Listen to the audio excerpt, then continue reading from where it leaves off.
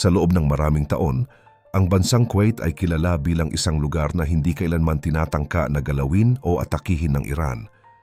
Habang ang ibang mga bansa sa paligid gaya ng Saudi Arabia at UAE ay palaging nakakatanggap ng mga drone at missile, ang Kuwait naman ay nanatiling tahimik dahil sa galing nila sa pakikipag-usap at pagpapanatili ng kapayapaan sa magkabilang panig. Pero mukhang nagbago na ang lahat dahil sa isang matinding pangyayari kamakailan kung saan ang mga sundalo mismo ng Iran ay palihim na pumasok sa teritoryo ng Kuwait. Ang pakay nila ay hindi lang basta pananakot kundi ang hulihin o patayin ang mga sundalong Amerikano na nakabase sa isang maliit na isla na tinatawag na Boyan Island. Dahil sa lantarang pag-atake na ito sa gitna ng usapang pangkapayapaan, tila napuno na ang mga bansang Arabo at nagsisimula na silang gumanti sa paraang hindi natin inaasahan. Ito na kaya ang simula ng isang malaking giyera kung saan ang mga dating biktima naman ang magpapakita ng kanilang tunay na puwersa. Pero bago po ang lahat, baka pwedeng palike ang video na ito dahil napakalaking bagay na ito sa aming content creators. Maraming salamat po. Ang Boyan Island ay isang napakahalagang lugar dahil malapit lang ito sa border ng Iran at dito rin nakabase ang mga sundalo ng Amerika na nagbabantay sa rehiyon. Ayon sa mga ulat mula sa Kuwaiti Foreign Ministry, nagkaroon ng totoong bakbakan sa pagitan ng kanilang mga sundalo at ng mga grupong galing sa Iran na pilit pumasok sa kanilang isla.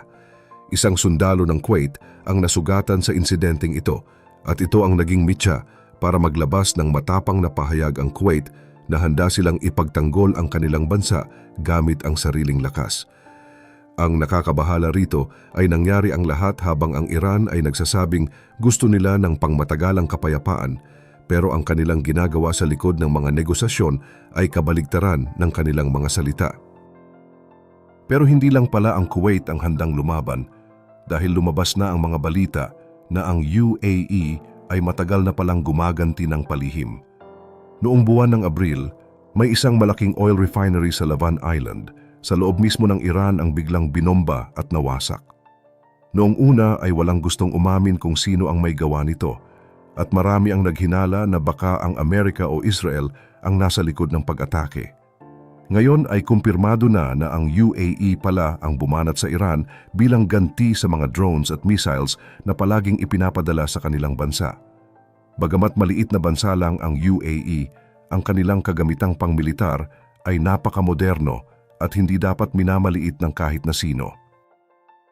Pati ang Saudi Arabia ay hindi na rin nanahimik dahil may mga ulat na naglunsad din sila ng mga lihim na pag-atake laban sa mga pasilidad ng Iran. Noong una ay ayaw makialam ng Saudi sa gulo, pero dahil sa paulit-ulit na pag-atake ng Iran sa kanilang mga ari-arian at mamamayan, ay napilitan silang rumisbak para ipakita na hindi sila pwedeng basta-basta na lang ibuli. Ang mga bansang Arabo na dati ay tinitiis lang ang mga atake ay tila nagsanib puwersa na ngayon para pigilan ang agresibong galaw ng rehimeng Iranian. Ang mas matindi rito ay hindi lang pala mga opisyal mula sa Amerika at Europa ang nakakumpirma sa mga sikretong gantihan na ito. Maging ang ilang opisyal mula mismo sa loob ng Iran ay naglabas na rin ng impormasyon tungkol sa mga ataking tinanggap nila mula sa kanilang mga kapitbahay. Bagamat kailangan nating maging maingat sa paniniwala sa lahat ng naririnig natin, hindi malabong mangyari na re-resback talaga ang isang bansa kapag paulit-ulit na silang tinatamaan ng walang dahilan. Ito ang tinatawag na deterrence o ang pagpapakita ng puwersa para hindi ka na muling bastusin o atakihin ng iba. Kung iisipin, bago pa man magkaroon ng tigil putukan noong Abril, marami nang palitan ng bala at bomba na hindi lang naisulat sa mga pahayagan. Sa gitna ng mga usapang ito, tila mas lalong lumalabo ang pag-asang magkaroon ng tunay na kapayapaan. Bakit? Dahil ang Amerika ay hindi handang magbigay ng kahit anong pabor pagdating sa mga nuclear weapons ng Iran. Kahit pa pumayag ang US na huwag nang pag-usapan ang mga missile o ang pagpopondo ng Iran sa mga rebelde, hindi sila papayag na magkaroon ng kakayahan ng Iran na gumawa ng nuclear bomb. Sa kabilang banda, ayaw din namang isuko ng Iran ang kanilang nuclear program. Dahil dito, maraming eksperto ang nagsasabi na baka bumalik na naman ang malawakang giyera anumang oras lalo na't hindi umuusad ang mga negosasyon.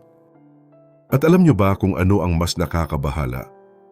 Habang tayo ay nanonood, ang mga bansa sa Gulf gaya ng Saudi at UAE ay naghahanda na para sa posibleng ikalawang yugto ng labanan.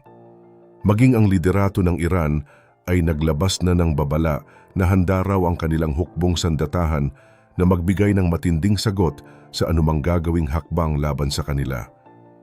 Tinawag pa nga ni President Trump na isang basurang papel ang sagot ng Iran sa peace proposal ng Amerika dahil sa sobrang hina at kawalan ng kwenta nito. Para sa US, tila nasa dulo na ng hininga ang ceasefire at ang tanging paraan na lang ay ang paggamit ng puwersang militar kung hindi talaga makukuha sa diplomasya. Ang gusto kasi ng Iran ay itigil ang giyera, pero dapat ay alisin muna ng Amerika ang lahat ng parusa sa kanila at ibalik ang kanilang mga nakuhang pondo. Ang tanging maibibigay lang ng Iran ay ang pagbubukas ng Strait of Hormuz, pero ayaw nilang itigil ang kanilang paggawa ng uranium para sa nuclear bomb. Siyempre, hindi ito katanggap-tanggap para sa Amerika. Kaya naman, nagpulong na ang mga military commanders sa Washington para pag-usapan ang kanilang mga opsyon. Bagamat hindi naman ibig sabihin nito ay sasabog na agad ang bomba bukas, malinaw na ang bawat galaw ng bawat bansa ay nakabantay sa isa't isa. Ngayon, may isa pang kwentong lumabas na talagang ikagugulat ninyo. Ang bansang Pakistan, na nagsisilbing tagapamagitan sa pag-uusap ng Amerika at Iran, ay mukhang hindi pala gaanong neutral gaya ng iniisip natin.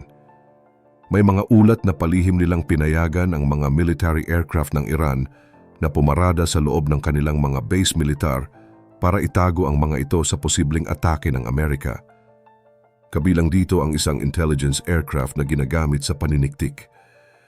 Kung totoo ito, mukhang mas lalong magiging komplikado ang sitwasyon sa gitnang silangan. Bagamat itinatanggi ng Pakistan ang mga paratang na ito, hindi maiwasan ng marami na magduda sa kanilang tunay na katayuan sa gulo. Ayon sa kanilang foreign ministry, ang mga eroplano ng Iran ay nasa bansa nila para lamang tumulong sa seguridad sakaling magkaroon ng panibagong usapang pangkapayapaan. Sinasabi nila na malayo sa katotohanan ang mga hinala na itinatago nila ang mga kagamitang pangmilitar ng Iran para hindi ito tamaan ng Amerika. Pero kung titingnan ang kasaysayan, alam ng lahat na mahusay ang Pakistan sa paglalaro sa magkabilang panig. Noong panahon ng giyera sa Afghanistan, naging kakampi sila ng Amerika habang palihim din namang tumutulong sa kabilang panig. Kaya naman, hindi mo masisisi ang mga senador sa Amerika kung bakit wala silang tiwala sa Pakistan bilang isang patas na tagapamagitan. Kung tutuusin, ito ang dahilan kung bakit tila walang patutunguhan ang mga negosasyon. Paano ka magtitiwala sa isang mediator kung ang mga reconnaissance aircraft o mga eroplanong paniktik ng Iran ay malayang nakaparada sa kanilang mga base? May mga mambabatas na sa Amerika ang nagsasabi na baka panahon na para humanap ng ibang bansa na magiging tulay sa usapang ito. Pero sa kabilang banda, may mga opisyal din sa Iran na nagrereklamo na masyadong kampi ang Pakistan sa Amerika. Kung parehong panig ang nagrereklamo, baka naman talaga sinusubukan lang ng Pakistan na maging balanse o baka naman talagang lahat ay naguguluhan na sa takbo ng usapan.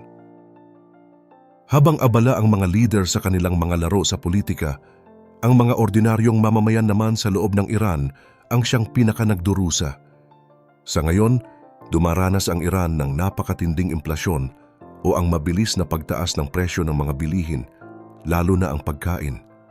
Halos hindi na makabili ang mga tao dahil sa sobrang mahal ng lahat. Alam niyo ba kung bakit? Dahil pati ang mga kargamento na dapat ay magdadala ng supply ng pagkain ay ginagamit daw ng kanilang militar para magpuslit ng mga armas. Dahil dito, lalong nahaharangan ang mga supplies na papasok sa bansa. Ang pera ng Iran ay patuloy din ang pagbagsak ng halaga, kaya naman ang kanilang central bank ay naghigpit na sa paggamit ng dolyar at euro para lang may itira sa kanilang pondo. Ito ang malungkot na realidad sa mga bansang pinapatakbo ng mga diktador. Kahit na hirap na ang mga tao at wala nang makain, ang mga nasa itaas o yung mga tinatawag na elites ay hindi nakakaramdam ng gutom. Sila ang gumagawa ng mga desisyon, pero ang taumbayan ang sumasalo ng hirap. Nakita na natin ito sa Russia at North Korea at mukhang ganito rin ang nangyayari sa Iran.